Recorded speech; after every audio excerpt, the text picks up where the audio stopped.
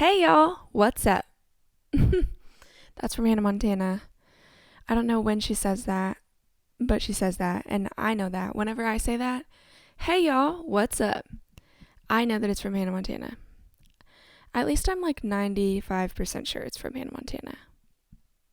Maybe it's from like Wizards. I don't know. She didn't say y'all.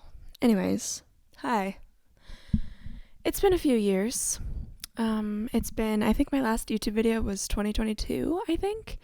A lot has changed since then. A lot has stayed the same since then. We'll start with big changes. I got my hair cut. And I got married, in that order of importance. I've been rocking a side part with this haircut. I'm bringing the side part back. Me and a small cohort of people who consist of me and my sister. And we're doing the side part thing. What else? I got married in 2024. I always forget that because we got married on the 23rd day of the month. And so sometimes I feel like I want to say we got married in 2023, but we got married in 2024. And we're still living in Kansas City. I will probably be here for the long haul because all of my in-laws live in Kansas City. I love Kansas City. It's my favorite place I've ever lived. Anyways, those are the big updates, life-wise. I have a cat. His name is Wally. We did receive some bad news literally this morning that we don't think he's got much time left to live.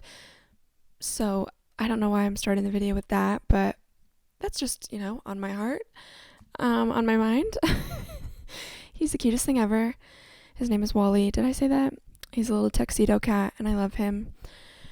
And then let's go on to the things that have kind of stayed the same. I'm a full-time social media manager still.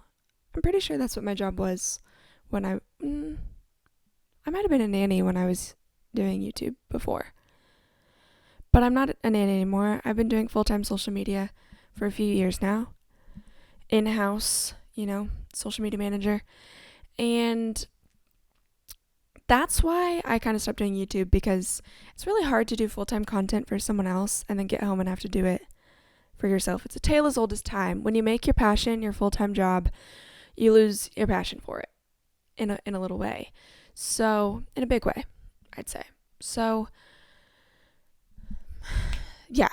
But I don't know, I've just kind of had like a renaissance recently in my mind, and I'm just feeling like I'm ready to get back in the ring. I've got some good ideas, and if I'm being completely honest, it's the fact that for a long time, probably my whole life, I have felt like to be a very creative person, but then I was also such a teacher's pet, rule follower, goody two shoes square growing up, and that meant that if I didn't have like the full instructions, if someone didn't tell me exactly what to do and what they were expecting and how to get an A, I was paralyzed. Like, I didn't know what to do. I couldn't ever just do something for myself, like give my all to something, because I was always scared that like I was doing something wrong about it. Like, you know what I mean? So that's been a big part of my fear about really diving into something like YouTube or Instagram, whatever, because it's always just like, am I doing this wrong? Like, what am I supposed to be doing? Like, what? That's not how this works. Like, that's literally the point of creativity, is you just do what your heart tells you to do. So I'm in this new era of my life where I'm kind of starting to like notice that and shed this idea that I need someone to tell me exactly what they're expecting me to do and how exactly I am meant to succeed in this endeavor. And then and only then will I be able to do it. No more. I'm just doing it. So that's what this is. I also realized that I have this microphone that my siblings got for me as a gift when I was graduating high school, I believe. My brother, specifically. Here's the fun fact about me. I'm a Nepo baby. Okay? My brother had a semi-successful podcast all about, you guessed it, the San Diego Chargers. They were the San Diego Chargers at that time. And so, sorry, it wasn't the LA Chargers. It might have been. He might have been doing the podcast when they changed cities. But anyways, he had a very successful podcast about the Chargers. So he got me this mic because he saw, I guess, the same light in my eyes, the same talent in my future. And he got me this. He also got me a GoPro. And I believe that my siblings all split it, but I do understand that it was primarily Matthew, my oldest brother, who kind of led the charge on that. So thank you, Matt. I'm finally putting your gift to good use. I have used it a couple times in the past to create some little, like, modest, what's the word? Covers? Song covers?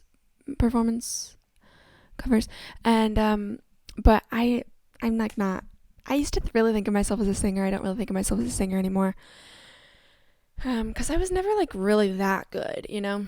Anyways, I realized I have this microphone, and I thought, what's stopping me?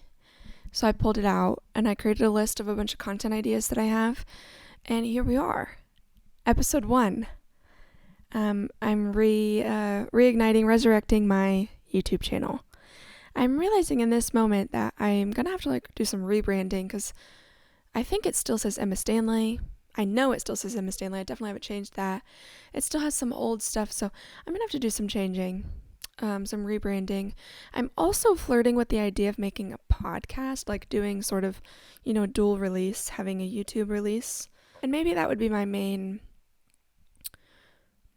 effort, but maybe, like, making a podcast version. I'm not really sure.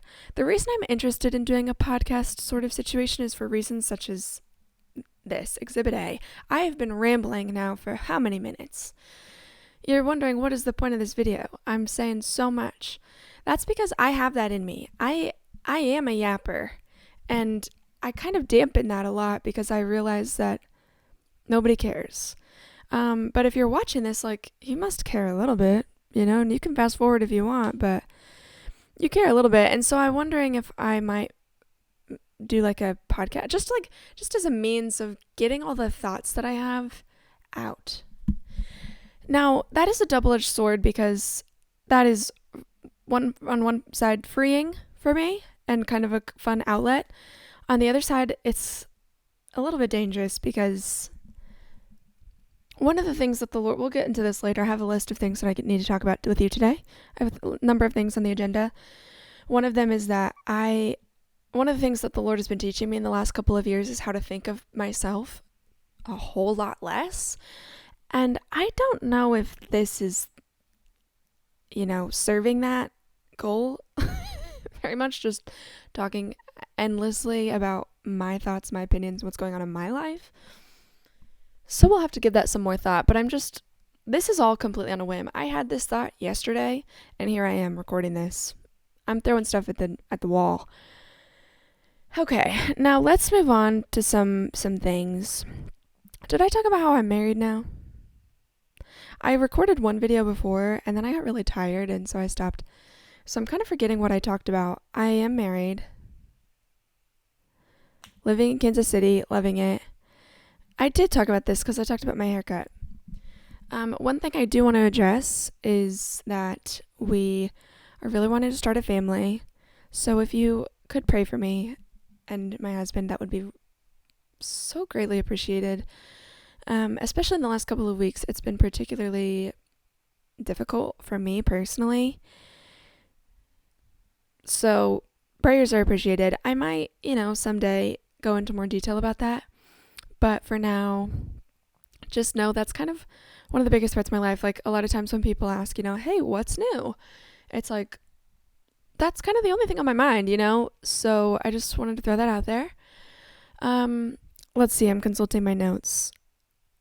Okay, to sum up this segment, which is an update on my life, I want to talk about a couple of the big things that the Lord has been teaching me in the last couple of years, some of the big takeaways.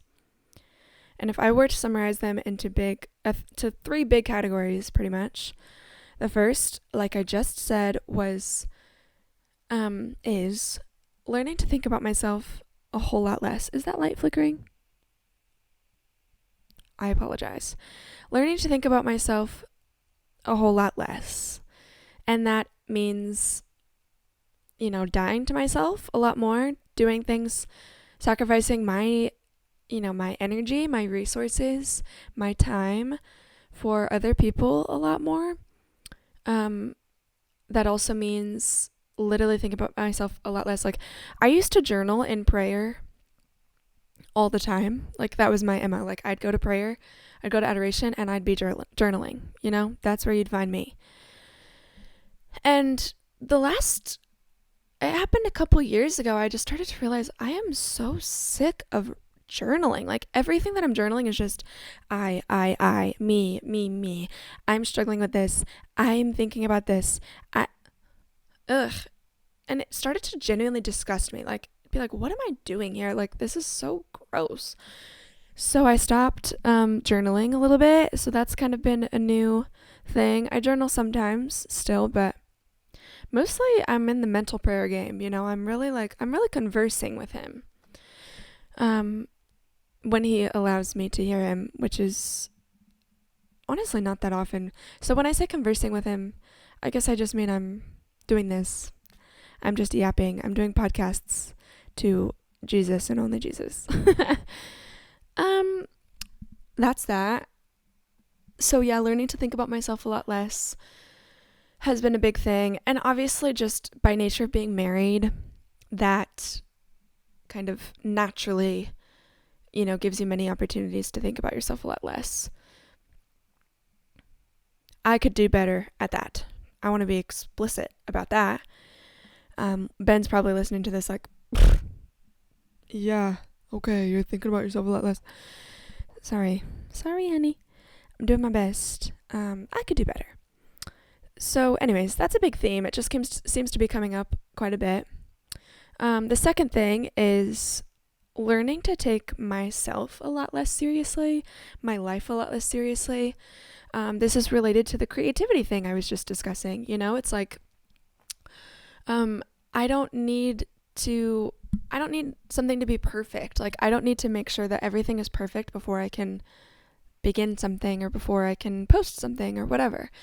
Because it's going to be okay. Like, if I post something and it sucks, if I work on something and it sucks, like, hey, that's going to be okay. It's going to be okay. A little bit of that.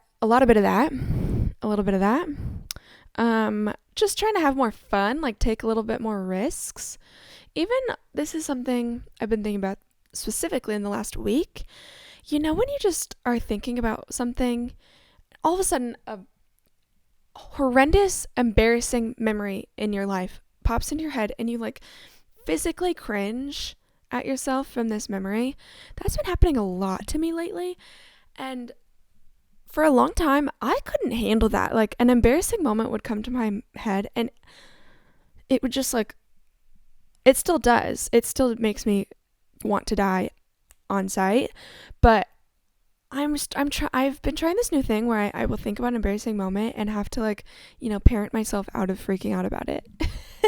And it'll come to me like something that happened in high school will pop into my head and I'll just be like, you idiot. Like, why would you say something so stupid? And then I just have to like,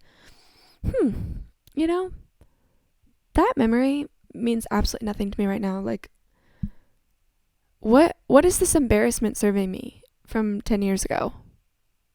Oh, nothing? Gotcha. And just learning to like let go of those things a lot more. And that invites more opportunities in the future to be embarrassed and to like not let it be as big of a deal. Like, something happened recently where I could instantly tell like I'm embarrassed. And then it was like, that's okay. It's okay to be embarrassed. It's okay to do cringe things sometimes. I've been quite a perfectionist of that part of my life. Like, if I do anything embarrassing, it's like, you stupid dummy dingbat. And I'm not about that anymore. I'm trying not to be about that anymore. So, trying to take myself a lot less seriously, give myself more grace to just be who I am. And that's okay. What else did I say about that? Oh, and the big part of that is just to like be a lot less stressed in life. I'm known to be a little bit of a panicker, a little bit of a spiraler, and So I've been making more efforts to just not let things be as big of a deal as my nervous system wants them to be. That's been a big thing. And the third thing is hope, and this is related so closely, if not directly, to our fertility journey, because hope is a very confusing thing. It's been a very confusing thing to me for a while now, because when I was first learning about what hope really is, and I'm talking college, like when I was really getting into my faith, I was in Bible study, I was doing all of these things, and I was learning a lot about hope being like expecting, like having an expectant something, having expectation that the Lord will provide, that the Lord will, that he cares, that he wants to like wow you, that he wants to blow you away. And those verses about, knock and the door will be opened, ask and you shall receive, like these things all became very closely linked to each other in my brain. So that when this all started to happen, these fertility struggles we've had, when these all started to happen, it was like, okay, so hope is useless and it means nothing, and and it's not for me. And so I've been having to like learn what hope actually is and how to live in hope without being disappointed when the result I'm hoping for doesn't happen. And that's been very, very confusing to me. And I don't know where that got misconstrued in my brain.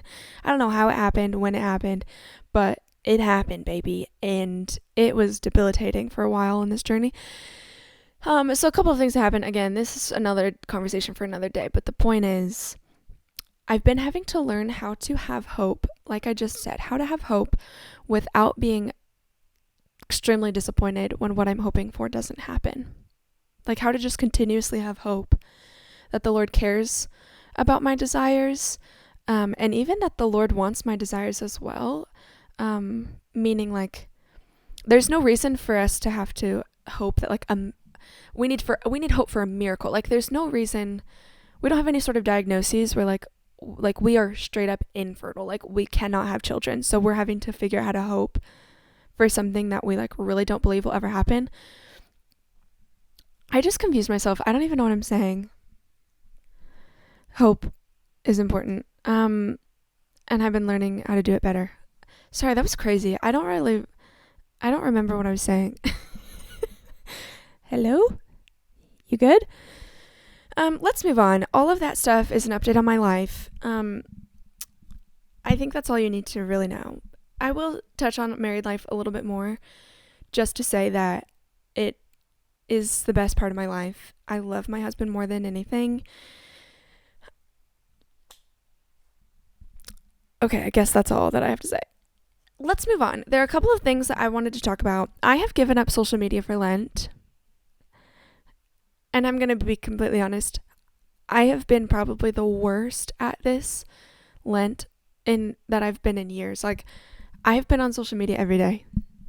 And I don't mean because, like, I work in social media, so I have to be on social media. Like, I mean I've been scrolling on my personal Instagram every day.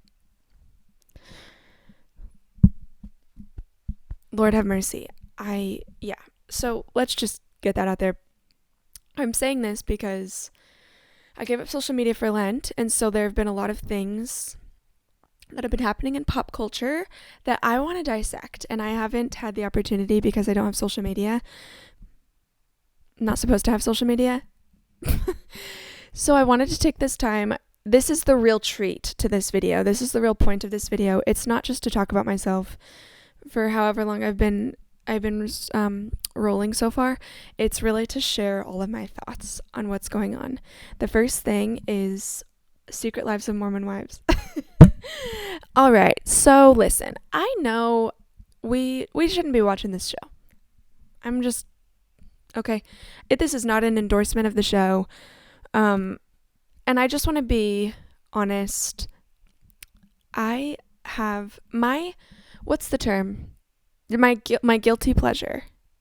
My like guiltiest pleasure is reality TV. I love it. I love it, and I think it's because I have like if I didn't know Jesus, I would be gossiping up and down these streets. I would be running a gossip column probably. Like, I love gossip, unfortunately. But I've been out of the practice of gossip for many years because it's just not good, and thankfully I've surrounded myself with a lot of people in my life who don't like to gossip, and which has made it very easy to not gossip. So we talk about other things, Um but reality TV, I think the reason I love it so much is because it feeds that part of my life, a part of me that like wants to know what's going wrong in everybody else's lives. Ugh, that's actually so disgusting. I'm sorry that I even had to say that, but I'm just being completely honest. Pray for me, okay? If there's one thing I need to say, it's just that I'm not perfect and I'm doing my best and also my worst. I don't know. Up is down and down is up. Pray for me. I'm not a perfect person. And there have been a lot of efforts I've made to like rid myself of. I stopped watching Love is Blind. I can't do that show anymore. I did watch this last season because a friend of mine, her family friend, was on the show. And I don't know. I had to know. I'm so weak. But anyways, the point is, this is such a long exclaimer. Just please reserve your judgments because I'm judging myself more than you could ever. Okay. Secret Lives of Mormon Wives. Taylor, Frankie Paul drama. Horrible. Crazy. Shouldn't have ever happened. Now, a lot of what's already been said on the internet is what I agree with, so I don't need to go into detail. Like, I don't need to talk about the video. It's all been said before. Horrible to see. All I want to say, really, is that these two people are people who do not need to be on TV ever again, Taylor and Dakota. Ever again. They never should have been in the first place, but never again in any capacity. Though, I suspect that the people, Taylor's team, the Bachelorette team, probably both, Secret Lives team, I don't know. There's something happening, I suspect. I have no reason to suspect this. It's just what I think is happening. I think that they are doing what they can behind the scenes to figure out how to get Taylor on some kind of a podcast, get some sort of an interview to explain her side. The reason that Taylor had started to gain some popularity back, because the first season, it got a little crazy. After the swinger scandal, like, there was a lot that had ruined Taylor's reputation. And then she had started to gain some popularity back to the point where she had become like the fan favorite of the show. Like, so many people loved Taylor. And I will say, like, I had become a fan of Taylor myself because I think she has a way of, she does not shy away from her own weaknesses. She's very honest about what she deals with, like what she struggles with, parts of her character that are problematic. She's more honest about it than anyone else could be about her, She really gets ahead of the story in that way, typically. And for that reason, like, you just kind of have to respect it. In the last couple of seasons, it had become, I started to see her in this kind of honorable light. Like, it was like, this is a person who has some really concerning qualities, and she knows that about herself, and she's unhappy about that with herself, but she's just trying her best, and we just want to support her. That's how she had become in my head.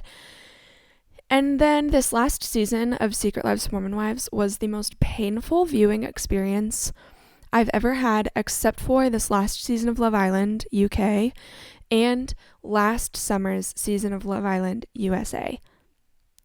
The Huda and Jeremiah situation last summer was the most difficult thing I've ever experienced watching. This season's experience of Love Island UK with Belle and Lucinda and like Sammy, Jesse, that was the second most difficult thing I've ever experienced watching on reality TV. And then this was the third. Watching Taylor continue to go back to Dakota over and over and over again, and just to let him get under her skin so much. It was like, I can't root for you anymore, my girl. It was painful to watch. So painful. So that was already damaging my opinion of her in the first place. And then this video came out, and then it just was like, okay. I will say, I understand that she's talked about this experience on podcasts before. So it's not that nobody knew this happened. It's just that, like everyone has said before, seeing it is very different than just hearing about it. And I'm suspicious that this video had come out at the time it came out, because of Dakota's.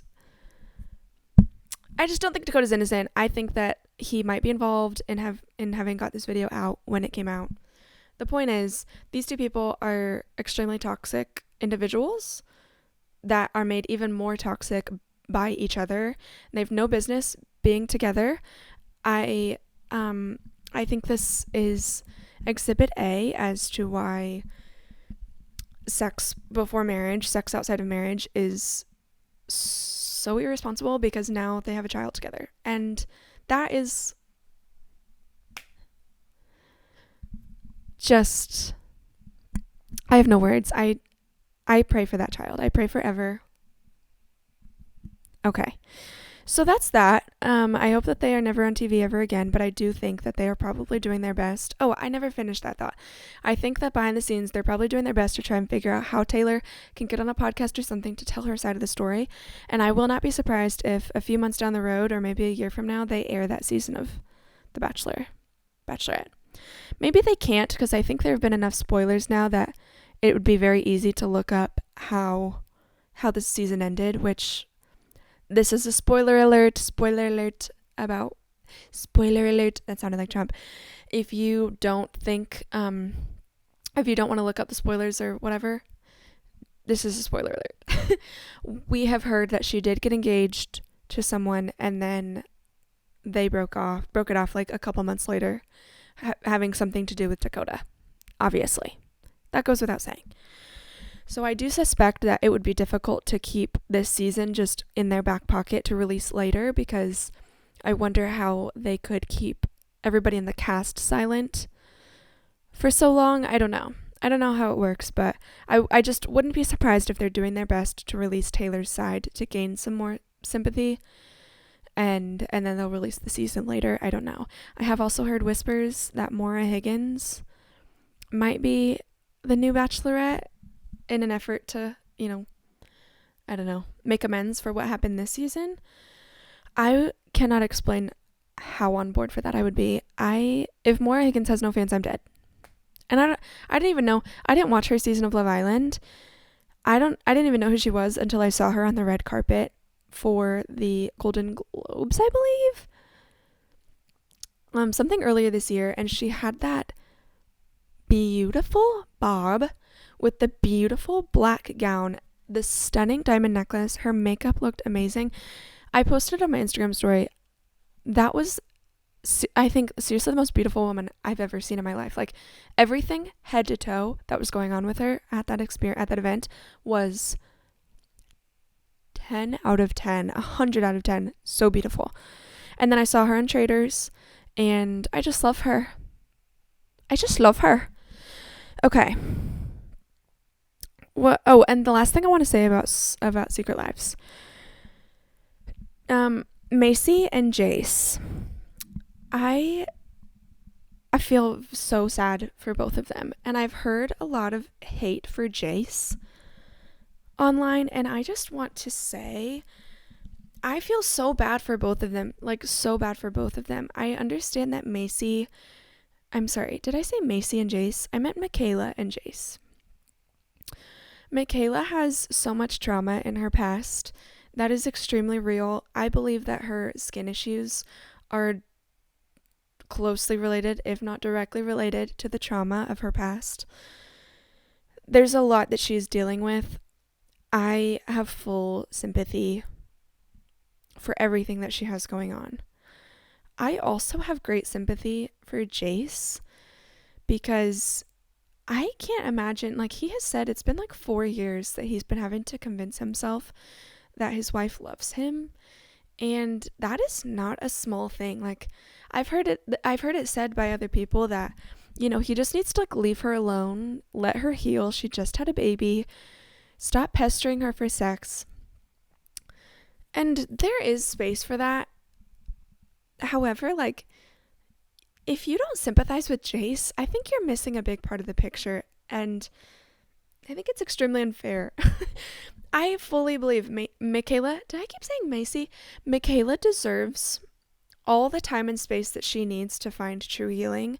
And I pray for her. Like, I truly pray that she's able to find the healing that she needs, the healing that she deserves this side of heaven.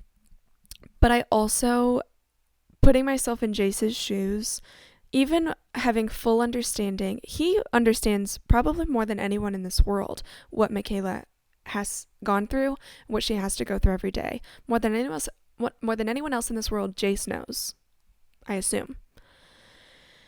Even having that full understanding of everything that's going on in Michaela's life, you still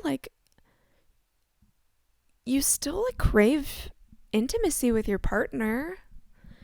So the fact that he just has to like endure, like, he's in it with her. Like, I know that she's, has the primary issue. Like, she has a lot that she's dealing with and she needs the space to heal from that.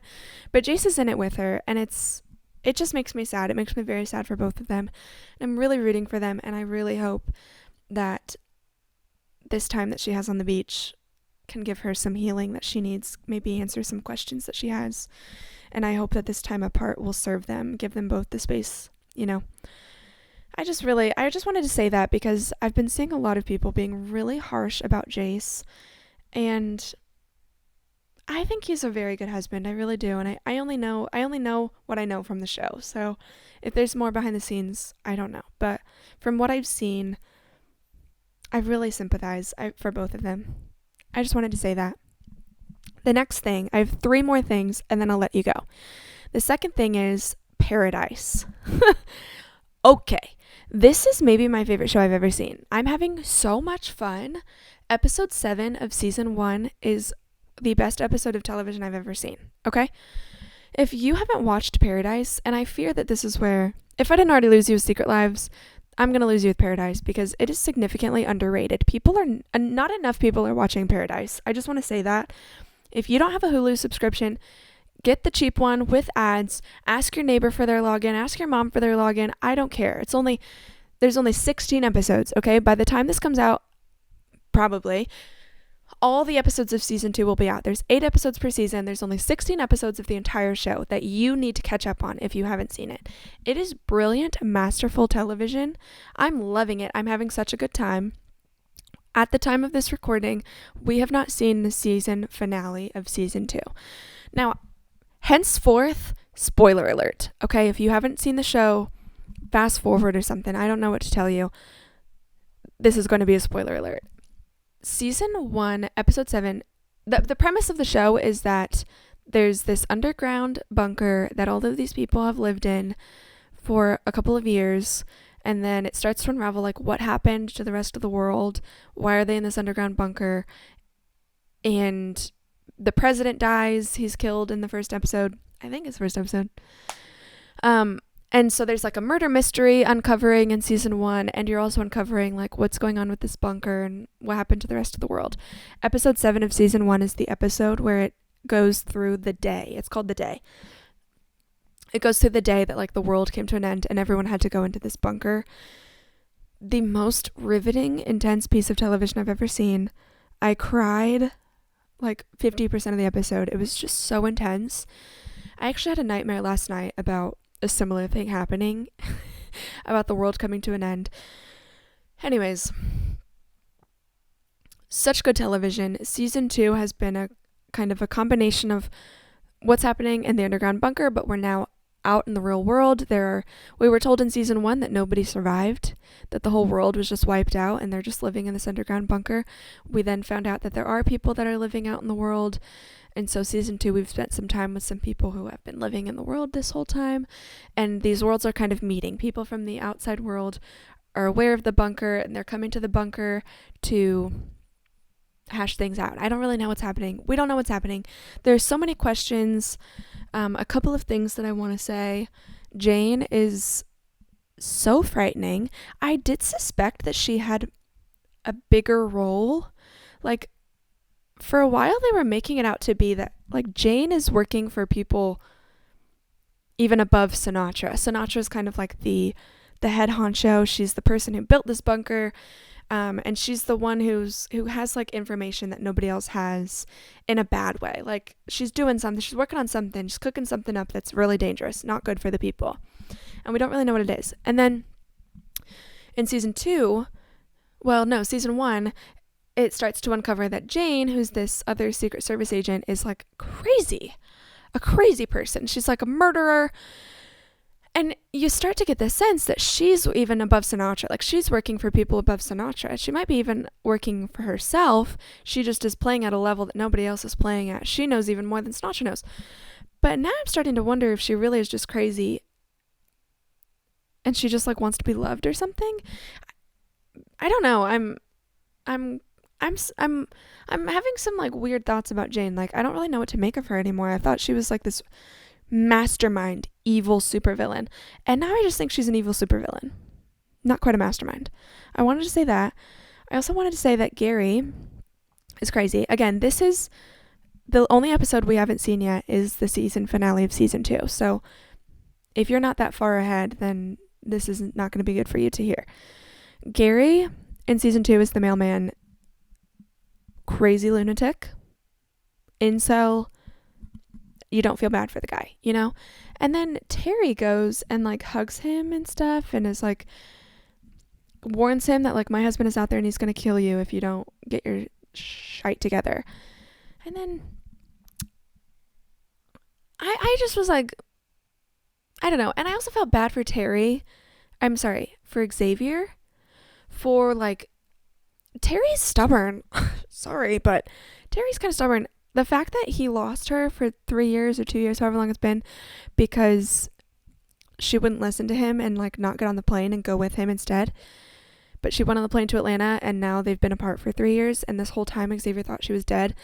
And then they get back together finally, and she's like, let me go talk to him. This like completely unsafe man, like proven to be unhinged and unsafe. And she's just like, let me do it. Sorry, like that made me a trad wife watching that. I was like, girl, listen to your husband. Like, listen to your husband. I was so nervous. And if she had been killed, I was nervous that when they were hugging, he was going to like snap her spine or something. When Gary and Terry were hugging. He's just crazy. And if Xavier's a better man than my husband would have chained me to the freaking ceiling, the roof. Okay, but I also wouldn't have been so stubborn. I would have been like, I'm scared. Like, you go in, you know? Okay. I'm really curious to know what Alex is. I've been seeing some theories online that there's theories of time travel being a part of the show. I don't know how I feel about that. There was that message that was sent to that man about Jane, like the baby. There will be a baby born on July 1st. At 1:06 a.m. and she's a killer. That message was like, okay, there might be something to this time travel thing, because how did he get that message and how do they know?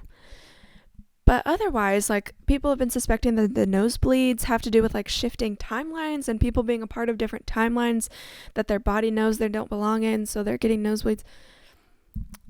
I don't know. People think Link is like the baby. I don't know. There's weird stuff. I'm wondering though, so clearly, maybe this isn't clear. Maybe this is just my theory.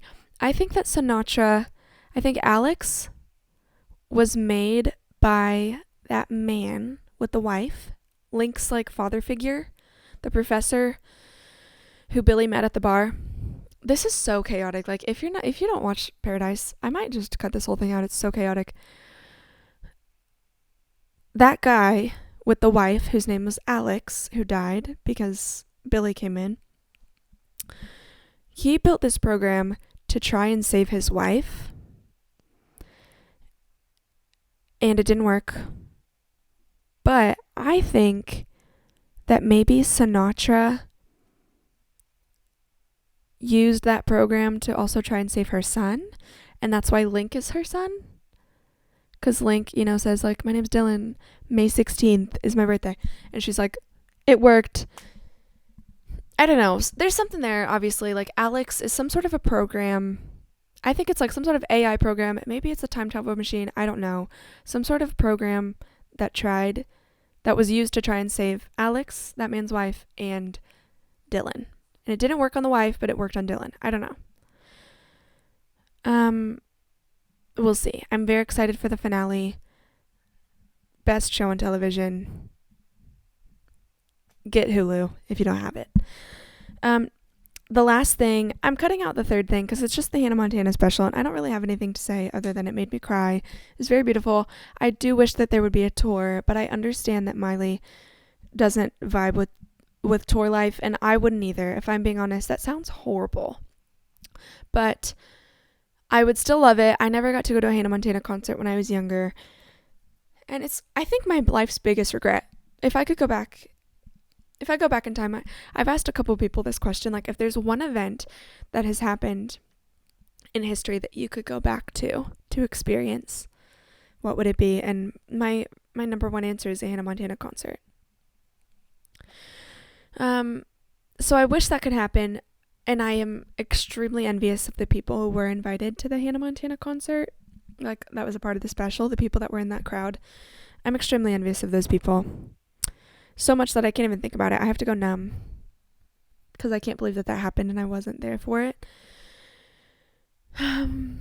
Anyways, the special was good. I find it weird that, like, all the other characters weren't there, like Jason Earls and Emily Osment. It's kind of weird, but whatever. It was good. I'm thankful it happened. I don't understand why Alex Cooper was the interviewer, and I wish that it had been longer. I've heard that there was like 2.5 hours worth of interview, so I don't understand why they wouldn't have just shown all of it. Like, the fact that it was only an hour was kind of bizarre to me. The last song, too, that she sang at the end really made me cry, with like the slideshow in the back of all of the memories. And she was just singing, like, she was singing to all of our younger selves, That was really emotional, extremely emotional for me. So thank you, Miley. Thank you, Hannah. I love you. Okay, the last thing that I want to say, and then I'll let you go. Project Hail Mary. I read this book last year. It was recommended to me by someone on Instagram.